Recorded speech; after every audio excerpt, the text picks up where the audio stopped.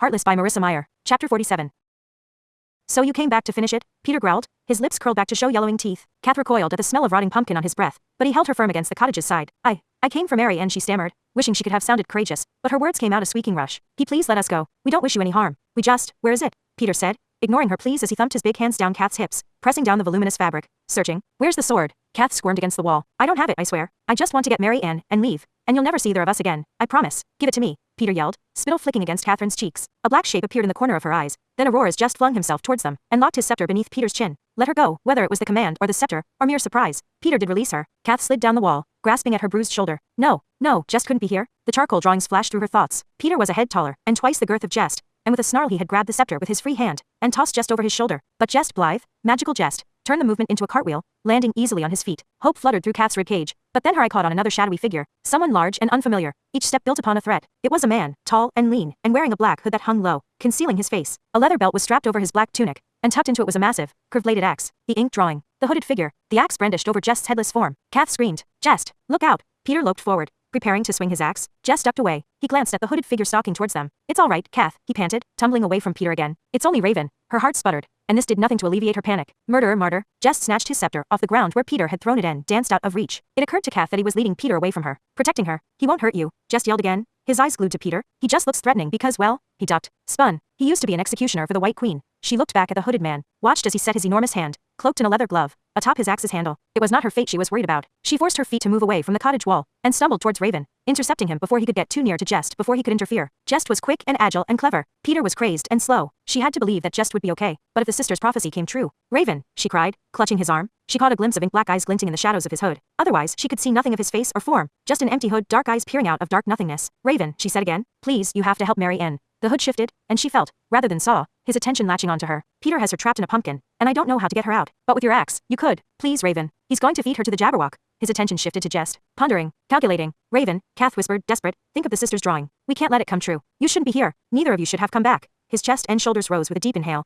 and the hood fluttered with a nod. Kath slumped with relief. She's behind the cottage. He pulled his hood further over his face and retreated, disappearing into the mist. She turned back to the brawl. Jest was crouched on the ground, his face contorted, and his hair matted to his forehead. His jester's hat had fallen off during the fight and now sat atop one of the pumpkin lanterns. He was gripping the scepter, but it had been splintered in half, making for a pathetically short stick, while Peter still held his axe in both fists. Jest looked like he was in pain, from what injury Kath couldn't tell, but he was also alert and composed, while Peter, larger and better armed, was panting heavily. Kath's gaze dropped again to the hat. A single thought ricocheted through her head. The sword. This isn't necessary, Jest said, disarmingly polite. Let us go, and you'll never see us again. We're only here for Mary Ann. You came to kill her? Peter roared. Jest frowned. Who? With a battle cry, Peter rolled toward him, and swung. But Jest dodged to the side, and shot to his feet a safe distance away, holding the broken scepter like a shield. I won't let you touch her, Peter yelled. We don't wish to harm anyone. Peter's back was turned to Kath, her gaze attached to the three-pointed hat. She clenched her jaw, grabbed her mudded skirt in both fists, and ran. The mud slopped and slurped, dragging her heels down, but she didn't stop. Her focus was on the hat and the weapon it might have inside it. A sword. Jest had a better chance of defending himself with a sword. A screech spiked in her head, and Kath stumbled, throwing her hands over her ears. Dead leaves and withered vines fluttered beneath a massive pair of wings. The Jabberwock crashed to the ground, blocking her path. Kath staggered backward. The beast curled its serpentine neck towards the sky and snorted, its nostrils steaming. Her nostrils steaming, Kath thought, picturing the frail woman, a victim of too many poisoned pumpkins. The Jabberwock's right eye had healed over, sealing it forever shut,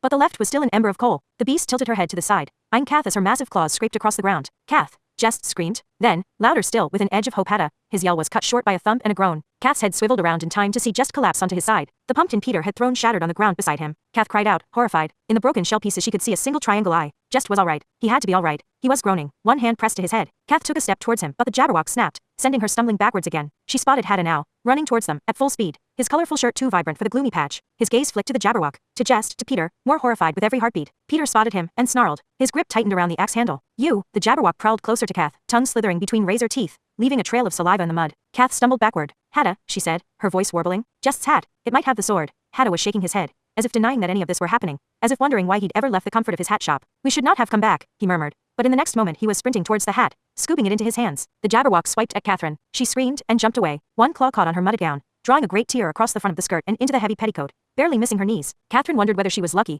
or whether the beast liked to toy with its food before devouring it. Hatta cursed, still digging through the hat. A pile of assorted joker's tricks grew around him. Bright juggling balls, a deck of cards, a bundle of scarves knotted together, silver hoops, fireworks and sparklers, smoke bombs, a stuffed rabbit, a single white rose, its petals turning brittle. It's not here. He pulled out his arm, and bunched the hat in his fist. It has to be you. His eyes pierced Catherine beneath the Jabberwock's outstretched wing. It answers only to royalty, love. But I'm not. He threw the hat. It landed a couple of yards away. She couldn't get to it without edging closer to the Jabberwock. You. Peter's howl was so sharp and loud even the Jabberwock swiveled her head towards him. Seizing her chance, Kath darted towards the hat. She snatched the hat off the ground and thrust her arm inside, still running. As before, her fingers curled around the bone-studded handle, and the sword emerged, gleaming. Kath halted and spun back to face the monster. The Jabberwock snarled and hungered her head in between muscled, scaly shoulders. She took a step back, her single burning eye studying the sword like a lifelong enemy. Kath raised the weapon with both hands. It was heavy, but determination strengthened her arms. Resolve pumped through her veins. The beast took another step away. Kath dared to glance at Jest, afraid it was already too late, that she would see the vision from the drawings. But no, he was alive, and had managed to get back to his feet. One hand was pressed to the side of his head. He seemed dazed. His feet kept stumbling out from beneath him as if he couldn't hold his balance. If he noticed Kath standing there with the vorpal sword,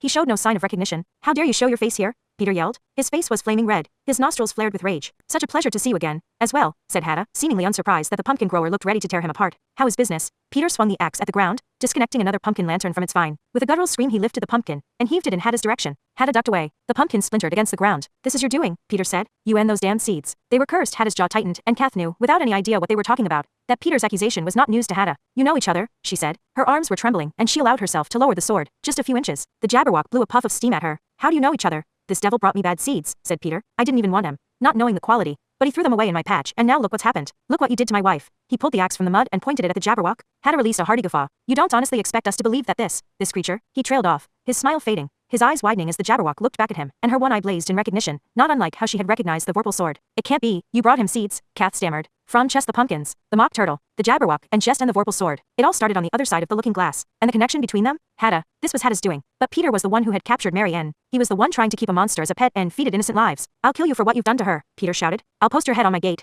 Kath's fists tightened around the sword. Stop this, said Jest, breathless whatever Hada's involvement. It was a mistake. How was he to know what the seeds would do? And this creature is no longer your wife, Sir Peter. I'm sorry, but you have to see that. Isn't she? It was Hada arguing with him. Kath snarled Hada, but he shrugged, his gaze scraping over the beast's scaly dark skin, widowed wings. Is the mock turtle no longer the turtle? How can we know Lady Peter isn't still inside the body of this beast? She's been eating people, Kath screamed. If she is still in there, she's a murderer. You turned her into this, Peter said, swiveling his gaze back to her. I destroyed those cursed pumpkins. She was getting better. But once she saw that cake she couldn't stop eating it. And now she won't change back. She's my wife, and you did this to her. She's a monster. The Jabberwock reared back on her hind legs and sent a piercing scream into the sky. Her claws returned to the ground with a thump that rattled through Kath's teeth. It happened fast. The venom in the Jabberwock's eyes, the way she reared her head back like a poisonous snake, the way she opened her enormous mouth, and Kath saw the light glinting off row after row of teeth, the way she dived for Hada. The sisters' voices were there, in Kath's head. Murderer, martyr. Hada stumbled back. Pudding and pie. He was going to die. A scream was ripped from Kath's throat and she charged forward, swinging the sword as hard as her arms would allow it. The blade made one fast, clean cut, easy as slicing through a pat of butter. The Jabberwock's head disconnected from her slithering neck. Her body crashed onto the rows of abandoned pumpkins. Her head dropped and thumped and rolled towards Hada's feet,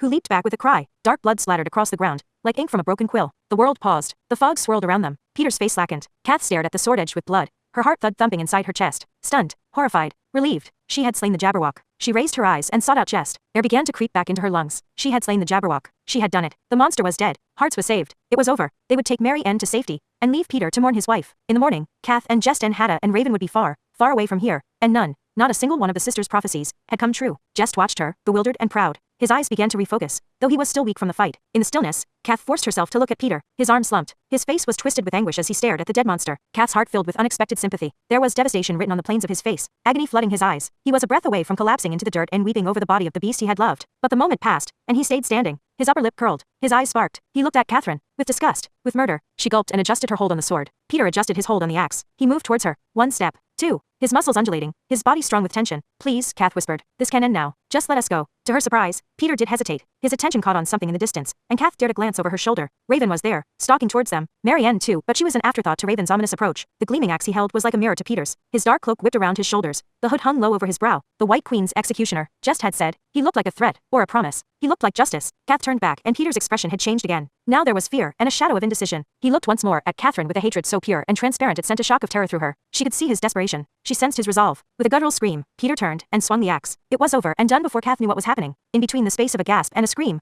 there was the sound of blood splattering across the ground, like ink from a broken quill, like a drawing made on stone. Before she could make sense of it, Peter was running away. He had dropped the axe. He was gone, into the forest. There was the distant sound of flapping wings, Raven dissolving back into a bird and chasing after him. A flurry of black feathers, a cry of heartbreak and rage. Then silence. Kath held her breath. She waited for the vision before her to turn into an illusion. One more magic trick. The impossible made right again. Because this was not real. This couldn't be. It was a nightmare she would soon wake from. It was a drawing done in ink, executed down to every horrific detail. It was Jest, mutilated, severed, dead. She took one step forward and collapsed. The sword slipped from her fingers. Treacle, she breathed. Medicinal treacle. Life-giving treacle. Bring him treacle. Go! Hurry! Treacle will. Treacle will. No love. Came Hada's ragged reply. Nothing can save him? Don't say that. She dug her hands into the mud. squeezing it through her fingers. We have to save him. We have to. Jest. A hand brushed the hair back from her forehead, and Mary Ann's voice came to her, painfully gentle. Kath, don't touch me, she raged, tearing away from her. I came back for you. If you hadn't come here, if you hadn't got yourself caught, then we wouldn't be here. This wouldn't be happening. But for you. Mary Ann drew back. Kath ignored the look and tried to crawl forward, dragging her skirt through the mud. There must be a way. Something we can do. Something in the hat that can save him, or